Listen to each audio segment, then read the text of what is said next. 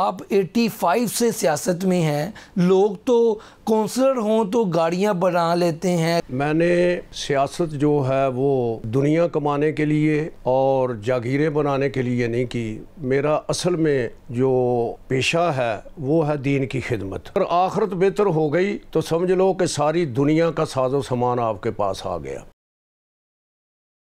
السلام علیکم ناظرین، میں ہوں آپ کا میزبان علی طارق اور آپ دیکھ رہے ہیں ٹوڈے ڈیجیٹل۔ ناظرین، آج ہم آپ کو ایک ایسے سیاستدان سے ملوائیں گے جو بڑے محلات میں نہیں رہتا، بڑی بڑی گاڑیوں میں نہیں پھرتا، بلکہ ایک امام مسجد بھی ہے، اور جب بھی پنجاب اسمبلی آتا ہے تو زیادہ تر موٹر سائیکل پہ آ جاتا ہے۔ تو آئیے ہم آپ کو ان سے جو ہے ملواتے ہیں۔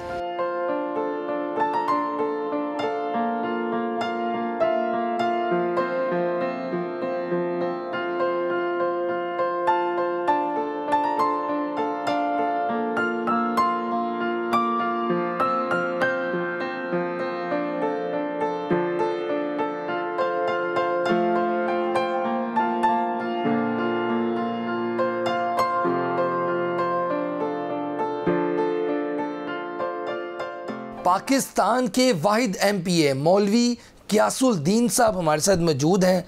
آج کا ایک سیاستدان بھی ایک مرلے کے گھر میں رہتا ہے، اس کی کیا وجہ ہے ہم غیاث الدین صاحب کی زبانی ہی جانتے ہیں۔ سر، یہ کیا معاملہ ہے کہ آپ 85 سے سیاست میں ہیں، لوگ تو کونسلر ہوں تو گاڑیاں بنا لیتے ہیں، گھر بڑے بڑے بنا لیتے ہیں، آپ جو ہیں ابھی بھی ایک مرلے کے گھر میں رہتے ہیں، اس کی کیا وجہ ہے؟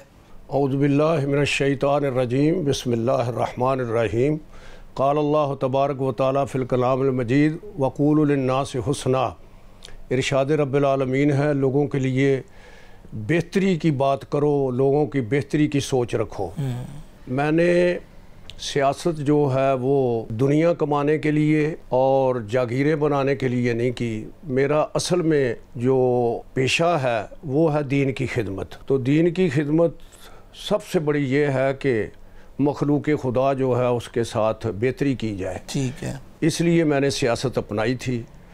میں نے ادارہ بنایا ہوا ہے، وہاں پر میں کتابیں بھی پڑھاتا رہا ہوں، جمعے کا خطبہ بھی دیتا ہوں۔ لوگ مجھے بلاتے ہیں جنازے کے لیے یا اور طریقوں کے لیے، میں حاضر ہوتا ہوں۔ 1985 میں لوگوں نے مجھے سیاست کے لیے کہا تو میں 1985 سے سیاست میں پھر باقاعدہ طور پر جو شامل ہوا، اس وقت سے لے کر الحمدللہ آج تک جو ہے میں چوتھی مرتبہ کامیاب ہوا ہوں۔ اتنے بڑے 85 سے آپ سیاست میں ہیں، گھر آپ کا ایک مرلے کا ہے، کوئی آپ نے بڑی زمینیں جائیدادیں گاڑیاں نہیں بنائی، تو آپ کو کسی نے آفر نہیں کبھی کروائی؟ بڑی بڑی آفر کرواتے ہیں سیاستدانوں کو جو لوگ ہوتے ہیں، آپ کو کبھی آفر کروائی؟ دیکھو جی، میں نے آپ سے عرض کی ہے کہ میں نے سیاست جو ہے وہ دنیا اکٹھی کرنے کے لیے نہیں، میں نے آخرت بہتر کرنے کے لیے کی ہے۔ بڑی بڑی گاڑیاں ہوں، بڑے بڑے مکان ہوں، تو اخیر جو ہے وہ قسمت والا ہے جس کو 2 گز زمین جو مل جائے، ورنہ یہاں تو بڑے بڑے کہہ چکے ہیں کتنا ہے بد نصیب ظفر دفن کے لیے، 2 گز زمین مل نہ سکی کوئے یار میں، ہیں جی۔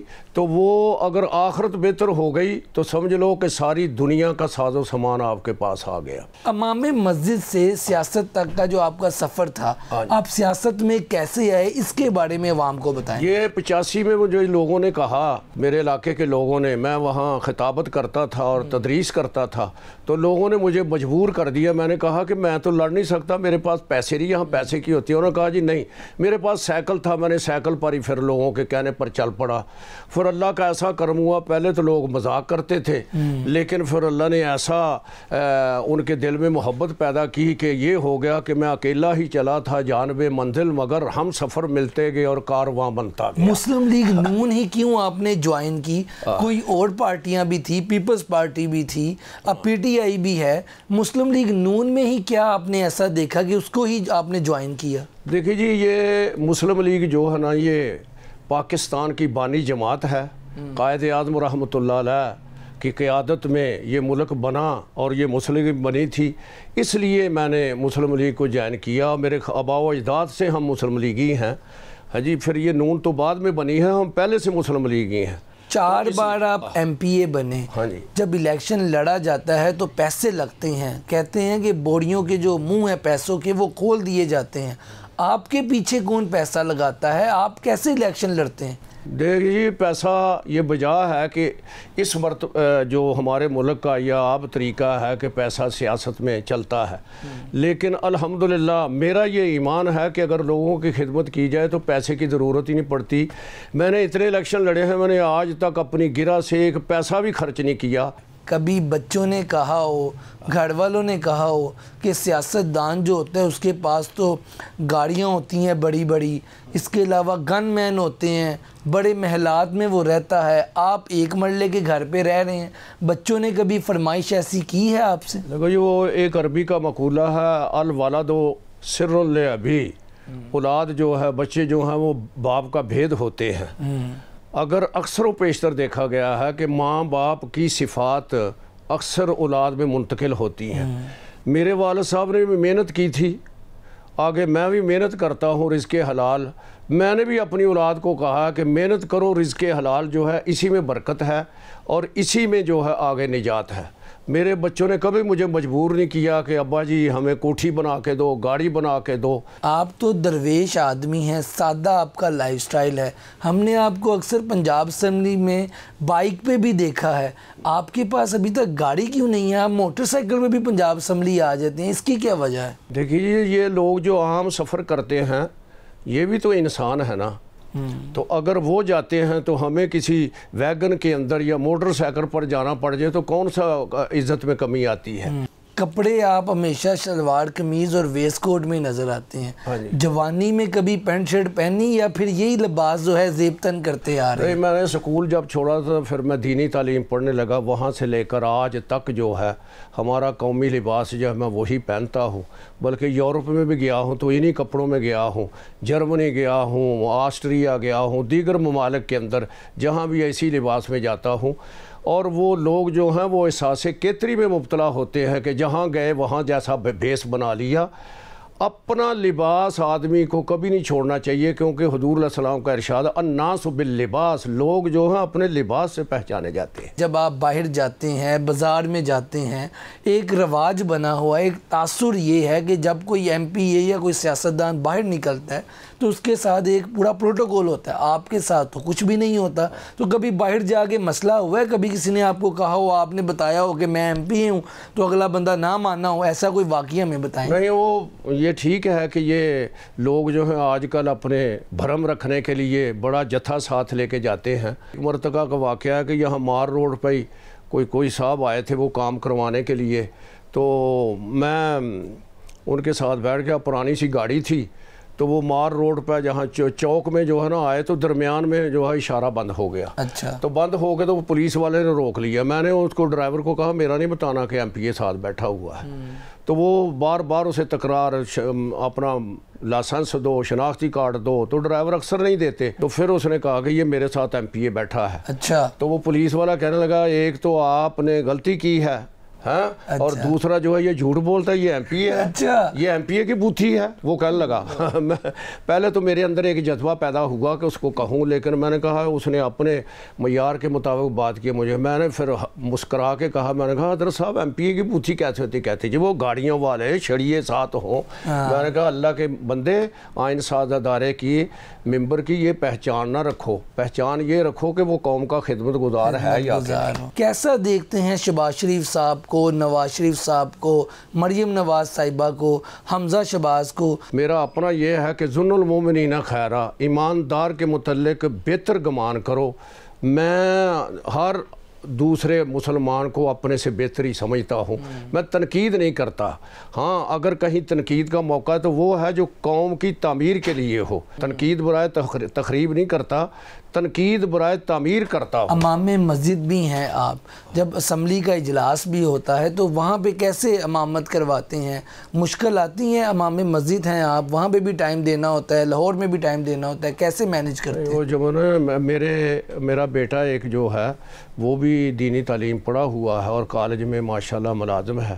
وہ میری عدم موجودگی میں وہاں پر امامت بھی کر لیتا ہے اور جمعے کا خطبہ بھی دیتا ہے کبھی ایسا ہو جائے تو۔ کھانے میں کیا پسند ہے؟ مولوی غیاث الدین صاحب کو زیادہ تر تو کہا جاتا ہے مولویوں کو حلوہ پسند ہے، آپ کو کیا پسند ہے؟ دیکھیں جی، میں غذا بہت کم کھاتا ہوں۔ اچھا، مجھے اللہ تعالیٰ کا یہ کرم ہے کہ 3 چیزیں اللہ نے مجھے عطا فرمائی ہیں۔ ایک تو میں غذا بہت کم کھاتا ہوں، دوسرا میں پیدل بہت چلتا ہوں، تیسرا حالات کیسے بھی ہوں کبھی اپنے اوپر مسلط نہیں کرتا۔ فارغ وقت میں کیا کرتے ہیں؟ مشغلے کیا ہیں آپ؟ فارغ وقت میں یہی ہے کہ جب نماز کا وقت ہو تو نماز ادا کی جاتی ہے، اور 3 دن اکثر میں اپنے حلقے میں گزارتا ہوں۔ باقی جو ورکنگ ڈے ہے یہاں پر لوگوں کے کسی دفتر میں چلے گئے، خدمت کی کام ہوا نہ ہوا، میں ہر ایک کے ساتھ چلا جاتا ہوں۔ یہ بتائیں کہ ایک واقعہ لوگوں کے بڑے یہ باتیں کرتے ہیں لوگ کہ آپ کو جنرل ضیاء صاحب نے بھی جو ہے ایک پیشکش کی تھی، وہ واقعہ سنائیں، وہ کیا واقعہ تھا؟ وہ ایک مرتبہ ایسے ہوا تھا کہ پنجاب اسمبلی کے اندر ایک بل آیا تھا، ضمنی بل۔ اس میں انہوں نے، آپ کو علم ہوگا کہ ضیاء الحق صاحب نے ایک ریفرنڈم کروایا تھا، ہاں ریفرنڈم، اور اس ریفرنڈم کا خرچہ مانگا تھا۔ اچھا، تو اس پر میں نے یہ کہا تھا کہ اسپیکر صاحب یہ خرچہ ہم کیسے دیں؟ ہم تو وہ خرچہ دیں گے جو پنجاب کے عوام کے لیے استعمال ہوا ہو۔ میں نے سنا تھا انہوں نے آپ کو حج کی آفر نہیں، پھر وہ میں نے جو کہا نا کہ یہ وہ اپنی گرہ سے دے، تو وہ یہ بڑی بڑی خبریں لگیں، کچھ اور بھی تھا، کو مارشاء اللہ کا خرچہ بھی مانگا تھا۔ میں نے کہا جی ہم نے تو وہ خرچہ دینا ہے کہ جو کوٹھی کے اندر اگر کسی کو چوکی دار کو رکھا تو چوکی دار وہاں چوکی دارہ باہر کرے، یہ نہیں کہ گھر والوں کو پر قبضہ کر کے تو ان کو نکال دے تو پھر کہے مہینے کی تنخواہ بھی دو۔ جی، لہذا یہ نہیں، ہم وہ خرچہ دیں گے جو ملک کے عوام یا پنجاب کے عوام کے لیے ہو۔ اس پر بڑی خبریں لگی تو پھر مجھے ضیاء الحق صاحب نے وہاں بلایا تھا، پھر کہنے لگے کہ مجھے بڑی خوشی ہے آپ سائیکل پر آتے جاتے ہیں، یہ ہے تو میں چاہتا ہوں کہ آپ کو حج کروا دوں۔ میں نے کہا جی میں نے تو حج کیا ہوگا، میں نے پہلا حج 78 نومبر میں اللہ کے فضل سے کیا تھا۔ ایک دوست تھا وہ مجھے 13,000 روپیہ دے گیا، تو اس وقت 12,800 روپیہ حج کا لیے خرچ۔ تو میں نے کہا جی میں نے حج کر لیا ہے، مجھے ضرورت نہیں۔ کہنے لگا نہیں آپ کو بھیجوں گا۔ میں نے کہا جی جو آپ نے پیسے دینے ہیں نا اس سے میں حج نہیں کروں گا، آپ حاجیوں کے پیسے نکال کے، ہاں جی، تو کسی کی اجازت کے بغیر نیک کام میں بھی پیسہ لگایا جائے وہ اس کا فائدہ نہیں تھا۔ کہتے ہیں انہوں نے کہا جی میں اپنی گرہ سے دوں گا۔ مجبور جب کیا تو میں نے کہا میرے استادوں کو بھیج دے، پھر شاہ صاحب میرے ہیں، تو بہرحال وہ ضیاء الحق صاحب نے پھر اس وقت مجھے بھی اور میرے استادوں کو بھی بھیجا تھا۔ انہوں نے کہا تھا کہ میں اپنی گرہ سے خرچ کروں گا۔ یہ بتائیں، یہ تو ساری آپ نے درویشی اور سادگی کی زندگی گزاری ہے، اب کیا دیکھتے ہیں یہ جو نئے سیاستدان آ رہے ہیں، بڑی گاڑیوں میں، گھروں میں، محلات میں رہتے ہیں اور عوام کا جو ہے نہیں سوچتے، ان کے بارے میں کیا پیغام دینا چاہیں؟ میں یہ سمجھتا ہوں کہ اس میں سب سے پہلے جو ہے نا ووٹران کا قصور ہے کہ وہ دیکھیں کہ کون ہے جو بہتری ہے۔ یہ جو ہمارے اندر ہے نا کہ بڑا سرمایہ دار ہو، بڑی کوٹھیوں والا ہو، اس کو ووٹ دینے ہیں، تو جب ہم یہ دیکھ کے دیتے ہیں تو پھر قصور تو پہلا ہمارا نا کہ غلط آدمی کو ووٹ دیتے ہیں۔ اچھے آدمی کو ووٹ دینا چاہیے، جو متوکل علی اللہ ہو اس کو ووٹ دینا چاہیے، جو مصطفیٰ کے دین کا خادم ہو اس کو ووٹ دینا چاہیے، جو قوم کا خادم ہو اس کو ووٹ دینا چاہیے۔ اگر یہ سوچ ہمارے اندر پیدا ہو جائے گی، اسمبلی میں آئیں گے انشاءاللہ، پھر قرضے لینے کی ضرورت نہیں رہے گی، پھر خود بخود ملک جو ہے بہتری کی طرف گامزن ہوگا۔ جی ناظرین، آپ نے باتیں سنی مولوی غیاث الدین صاحب کی، درویش آدمی ہیں، سادہ آدمی ہیں، آپ نے ان کی گفتگو سے یہ اندازہ لگا لیا ہوگا کہ کوئی لالچ نہیں ہے انہیں، بڑی بڑی ان کو آفر بھی کروائی گئی، لیکن یہ اپنی جگہ پہ جو ہے چٹان کی طرح کھڑے رہے، اور ان کا جو زندگی گزارنے کا طریقہ ہے وہ اللہ اور نبی کے جو اصول ہیں، جو سنت ہے نبی پاک صلی اللہ علیہ وسلم کی، اس کے مطابق ہے۔ اور جو نئے آنے والے سیاستدان ان کو بھی یہی پیغام یہ دے رہے ہیں کہ سادہ زندگی گزارے اور عوام کی جو ہے خدمت کرے۔ آج کی ویڈیو کے ساتھ مجھے دیں اجازت، اللہ حافظ۔